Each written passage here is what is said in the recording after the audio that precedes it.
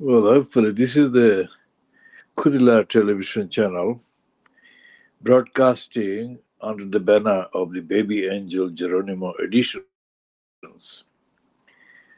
This is hopefully part C at 1440 hours GMT. That is the time for this broadcast on Thursday, 28th of December 2023.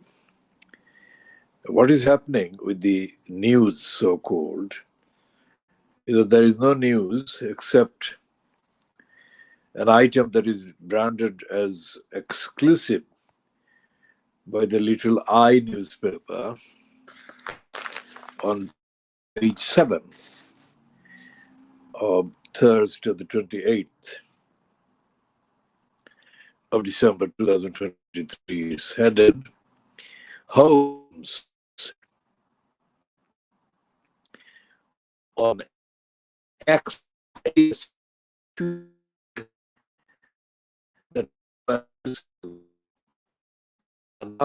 for millions.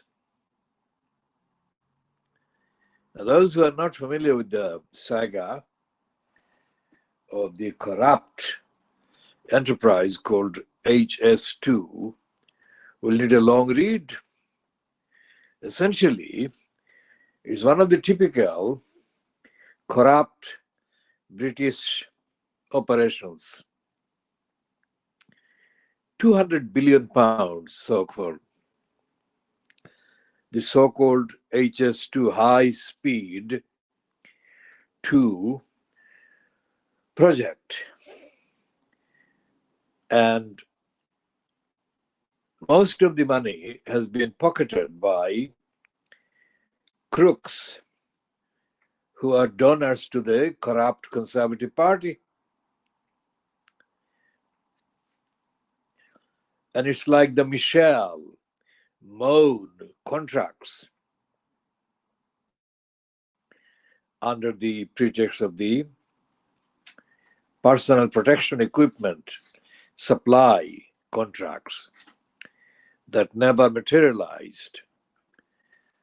But what did materialize was the hundreds of millions of pounds that went into the pockets of Michelle Mone. Michelle Mone was kicked into the House of Peers by the corrupt David Cameron. And because she was in the House of Peers, during at the height of the pandemic, and the height of the pandemic-related pretexts created by the UK government, the connections, the direct connections that Michelle Mone was allowed to operate with departmental civil service personnel making decisions as to the various contracts being given for the PPE provisions, personal protection equipments. Those are made available to her. And when an investigation carried out probably by the Guardian revealed that she had millions of pounds to gain from that set of contracts. Moaned and said, no, she didn't. But as the pressure of evidential disclosures caused by the currently ongoing COVID-19 inquiry increased, Michelle Mone confessed to having lied. But somebody who advised her on that confession was, of course, aggravating the lies by saying that she actually lied to the media. That makes no difference. But then she said that they all knew, by which she meant that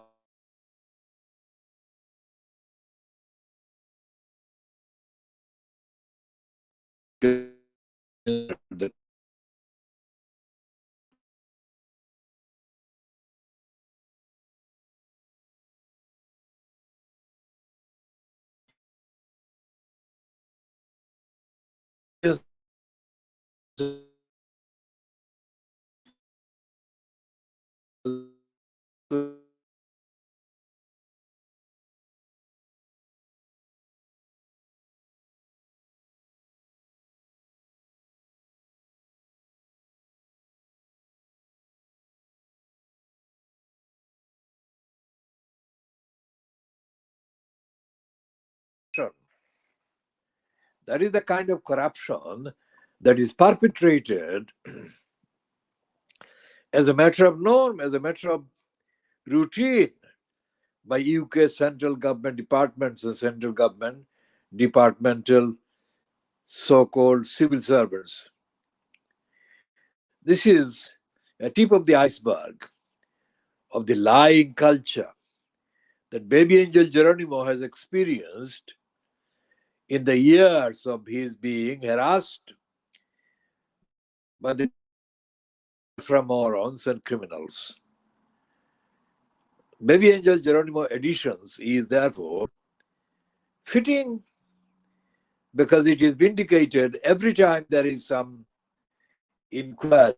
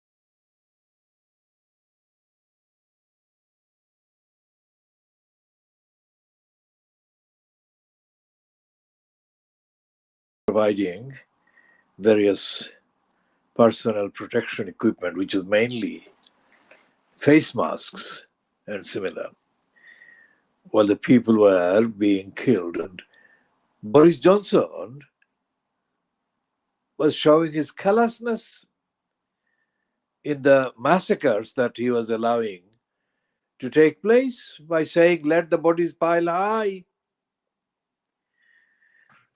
So when the DEFRA criminals were submitting their confected lies against the baby angel Geronimo in the so-called London High Court, they lied,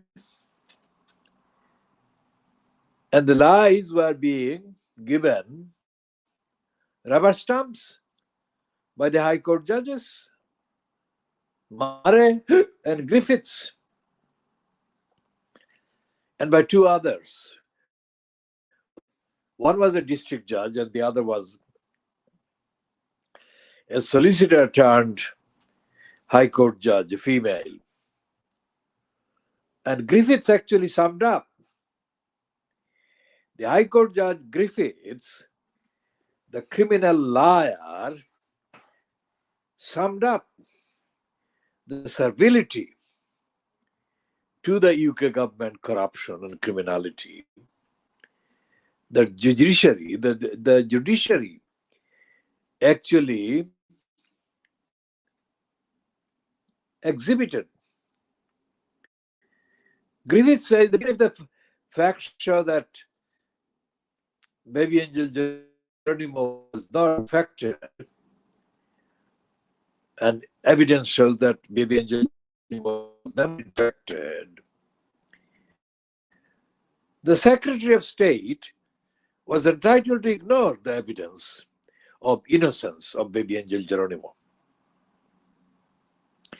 So that is the kind of examples of how the government departments lie, and the lies are given rubber stamping by the so-called independent British judiciary.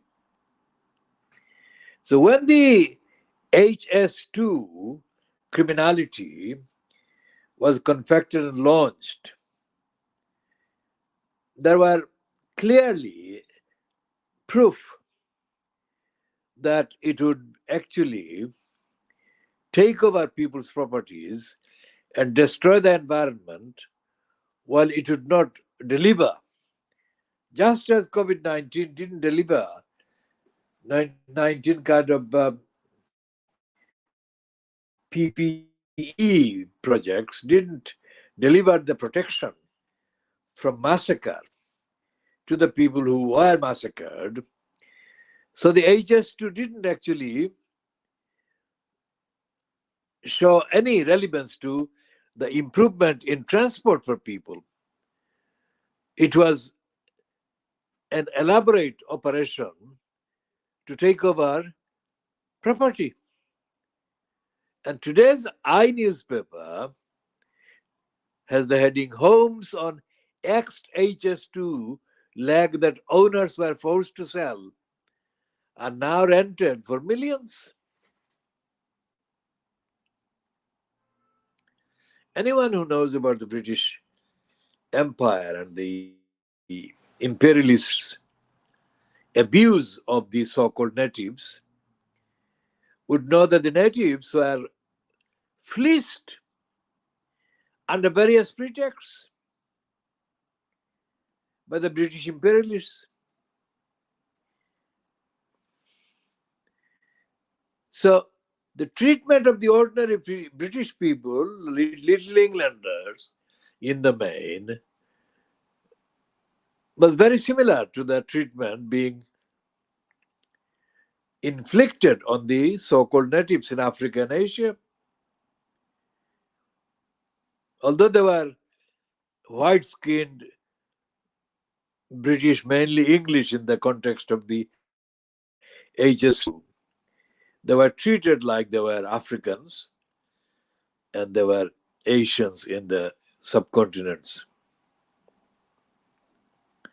and had no say, no intelligence. Now it appears that for the last nearly 10 years, HS2 has been used as a tool, as a route to enrich the criminals by the properties that were looted from the ordinary people.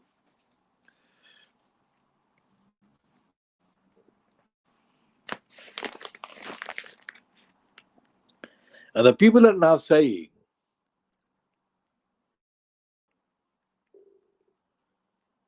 Mike and Jenny Slater were forced to sell their homes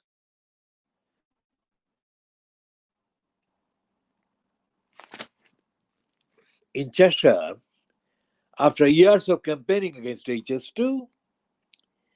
The number of properties sold in the Cheshire village of Wimboldslee has had a profound effect on the community, former resident Mike Slater said.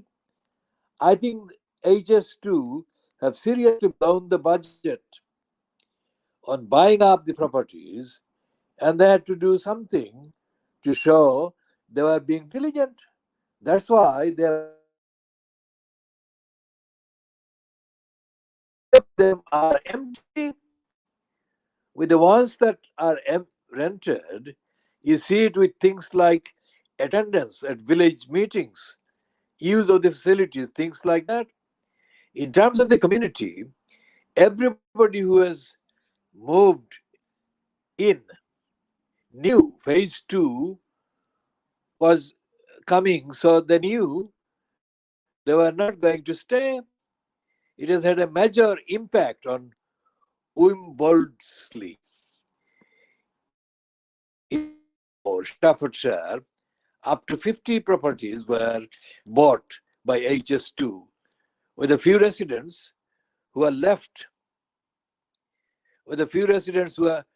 complaining that it has turned into a ghost village.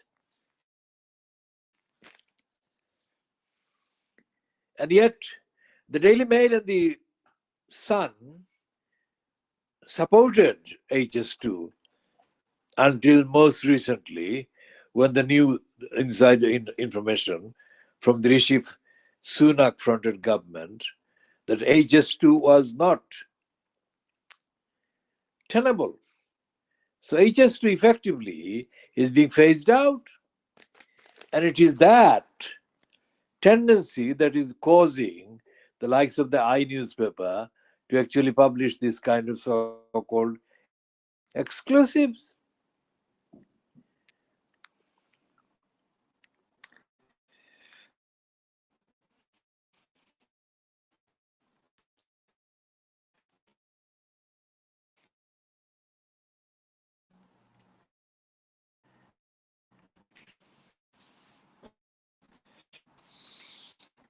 So this is the vindication again of the evidence. The baby angel Geronimo has been absolutely innocent right from the beginning. So we shall end this particular edition at 1500 hours GMT on Thursday, the 28th of December 2000.